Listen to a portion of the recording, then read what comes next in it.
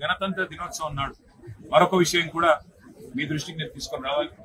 బాధాకరమైన పరిస్థితి ఏమంటే రాజ్యాంగ పరంగా హెడ్ ఆఫ్ ద స్టేట్ గా ఉండేది మన రాష్ట్రానికి గవర్నర్ గారు. ఎందుకంటే కాన్స్టిట్యూషనల్ హెడ్ అంటారు వారి. మరి ఈ రోజు రాజ్యాంగబద్ధమైన గవర్నర్ పదవిలో ఉన్న ఇక్కడి గవర్నర్ గారు ఏ రకంగా వ్యవహరిస్తున్నారో ఇవాళ రాష్ట్రం మొత్తం చూస్తా ఉంది, రాష్ట్ర ప్రజలు మొత్తం గమనిస్తా ఉన్నారు. ఒక 4 నెలల కిందట అనుకుంటాను, ఆనాడు అప్పటి కేబినెట్ కేసీఆర్ గారు ముఖ్యమంత్రిగా ఉన్నప్పుడు అప్పటి కేబినెట్ ఒక నిర్ణయం తీసుకుంది.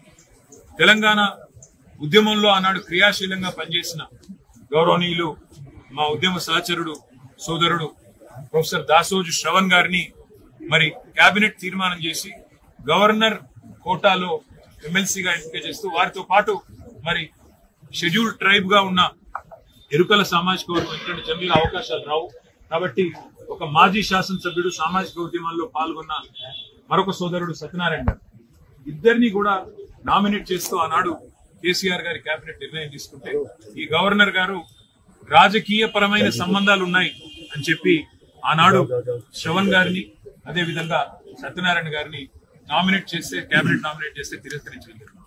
మరి ఈరోజు వార్తలు వస్తున్నాయి, నిజమా కాదా గవర్నర్ ఆఫీస్ ధృవీకరించాలి, చీఫ్ సెక్రటరీ చెప్పాలి.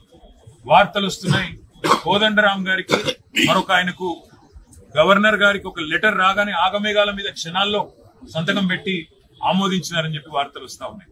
నేను ఒకటే అడుగుతా ఉన్నా, శ్రవణ్ గారికి సత్యనారాయణ గారికి తెలంగాణ ఉద్యమంలో పాల్గొన్న శ్రవణ్ గారు, సామాజిక ఉద్యమాల్లో పాల్గొన్న సత్యనారాయణ గారు రాజకీయ పరమైన సంబంధాలు ఉన్నాయని తిరస్కరించిన గవర్నర్ గారు ఇవాళ ఒక రాజకీయ పార్టీకి అధ్యక్షుడిగా ఎన్నికల్లో పోటీ చేసిన కోదండరాం గారిని ఏ రకంగా ఆమోదించారో చెప్పవలసిన బాధ్యత ఉంది. రాష్ట్ర ప్రజలు తప్పకుండా మీ నుంచి సమాధానం ఆశిస్తున్నారు గవర్నర్ గారు. మీరు రాష్ట్ర ప్రజలు ఇచ్చే జీతంతోనే మీకు ప్రతి నెల జీతం అందుతా ఉంది, రాజ్భవన్ మెయింటెనెన్స్ కూడా ప్రజల సొమ్ముతోనే జరుగుతా ఉంది. మీరు ప్రజలకు జవాబుదారీ, కేవలం రేవంత్ రెడ్డికి కాదు. అందుకే నేను గవర్నర్ గారిని డిమాండ్ చేస్తా ఉన్నా, ఏ రకమైన విచక్షణతోని మీరు ఒక రాజకీయ పార్టీ అధ్యక్షుడికి ఇవాళ ప్రభుత్వం నామినేట్ చేసి మీకు పంపితే మీరు ఆమోదించారు. ఆనాడు ఉన్న అభ్యంతరాలు ఈ రోజు ఎందుకు లేవు?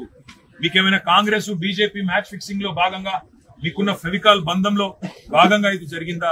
గవర్నర్ గారు రాష్ట్ర ప్రజలకు చెప్పాలి. మరి తప్పకుండా ఈ విషయంలో గవర్నర్ గారిని తప్పకుండా అదే విధంగా ఈ నిర్ణయం తీసుకున్న ప్రభుత్వాన్ని నేను అడుగుతా ఉన్నా.